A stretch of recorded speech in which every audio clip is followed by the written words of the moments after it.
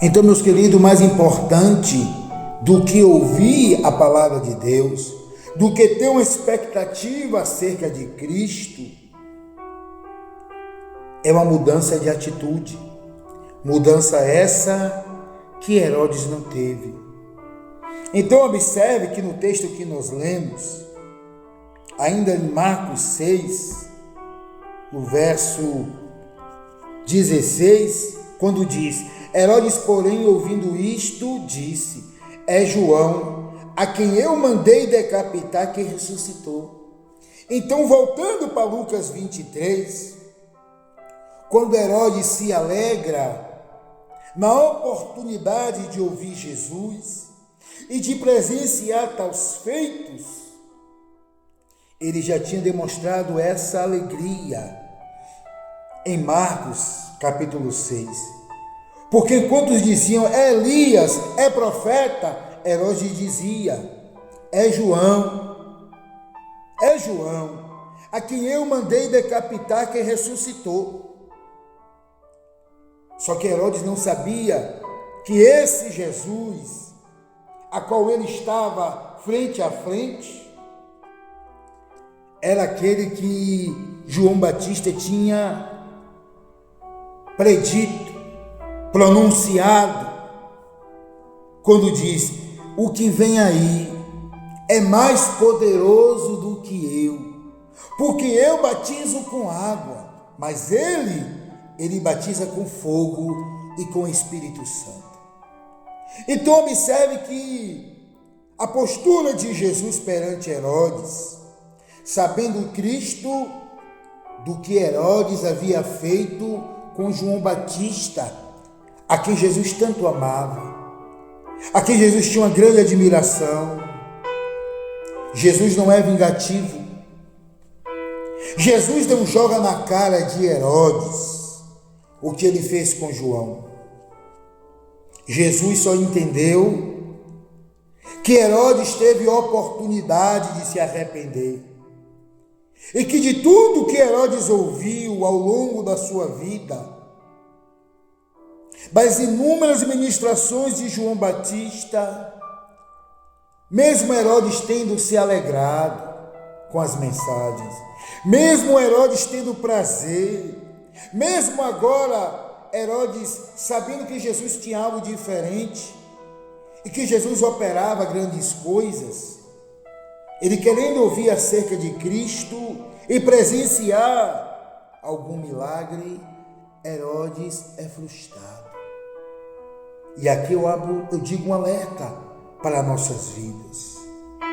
Queridos, em Gálatas capítulo 6, no seu verso 7 diz assim: de Deus ninguém se engane, de Deus não se zomba.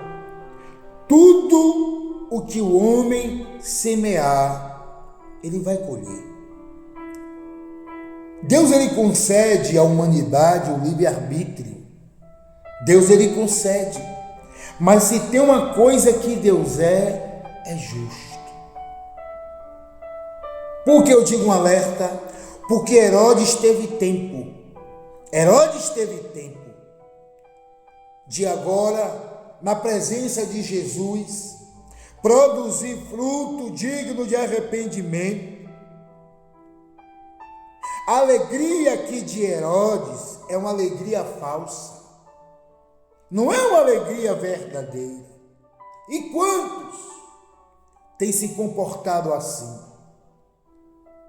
Como assim, evangelista? A pessoa está em pecado e ela sabe que ela está. A pessoa tem cometido coisas horrendas na presença de Deus e no oculto, mesmo ela sabendo que Deus sabe todas as coisas. Ela vai no culto, ela ouve a palavra, ela ora, ela jejuma, ela chora, mas não se arrepende. Ela não produz frutos dignos de arrependimento. Ela não produz. E ela se apega ao fato: mas eu escuto a palavra, mas eu vou para o culto, mas eu choro, eu jejum, eu amo ouvir a palavra, mas não é o bastante. não é o bastante. Se não produzirmos frutos dignos de arrependimento, essa alegria que eu e você possa expressar ao ouvir a palavra, a ter prazer em ouvir a palavra, mas não colocar em prática aquilo que ouvimos ou meditamos, é uma alegria temporária.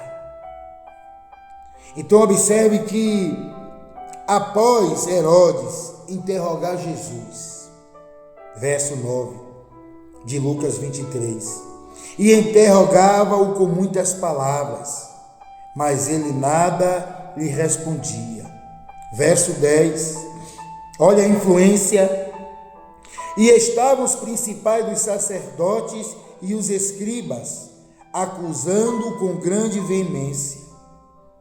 Os principais dos sacerdotes começaram a acusar, gritando acerca de Cristo.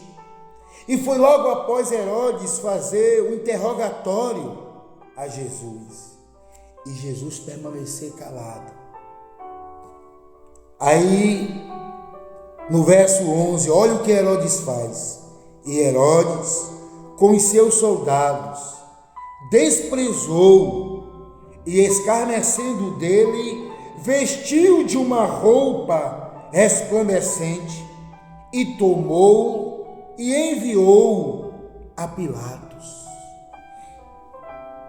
Aqui demonstra verdadeiramente que Herodes não levou Jesus a sério. Temos que tomar cuidado, irmãos.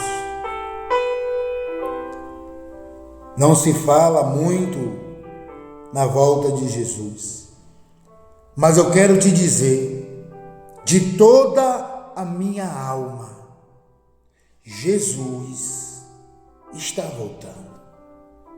O Cordeiro está voltando. O carpinteiro está voltando. E que nós não venhamos ser como as virgens imprudentes que esqueceu do azeite e que as lamparinas estarão apagadas, porque naquele grande dia não terá desculpa.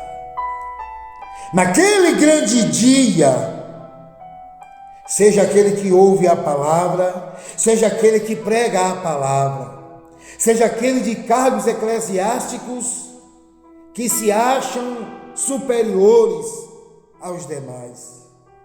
O preto, o branco, o magro, o gordo, o alto, o baixo. Naquele grande dia, corremos o risco de Jesus dizer que não nos conhece. Mas, Senhor, eu me alegrava na tua palavra. Senhor, expulsava demônios.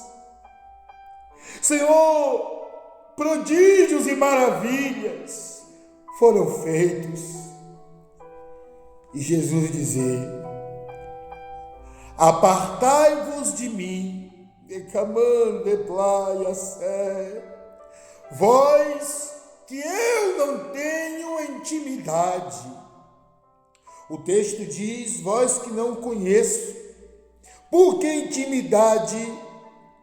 Intimidade é aquele que ouve e obedece. Como é que eu posso dizer que eu sou íntimo de Jesus? Que Jesus é o meu Senhor e o que eu escuto da parte dele eu não boto em prática? Que essa palavra não vinha somente trazer alegria, mas que essa palavra venha trazer ao meu e ao seu coração frutos dignos de arrependimento. Aonde você estiver, se proste diante do Senhor, peça perdão a Ele e diga: me ajude, Senhor, me ajude, Espírito Santo, a ser um cristão melhor. Me ajude, Jesus, a aceitar o Senhor como o único Salvador da minha vida. Me ajude, Jesus, a voltar para os seus caminhos e se prepare para viver a eternidade.